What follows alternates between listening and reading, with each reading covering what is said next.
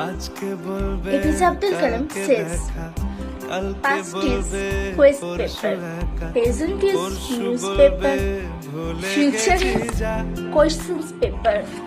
So read and write carefully. My dear, your life is teach paper. আমি জানি এখানে কিছু চেঞ্জ করার নেই, তবে নিজের মতো করে তো কিছু বলা যেতে পারে নিজের এক্সপিরিয়েন্স দিয়ে। আমি বলি, past is memorable paper, present is newspaper, future is questions paper. So you can write carefully. Neither your life is tissue paper. এটা মাথায় রাখা সত্যি দরকার।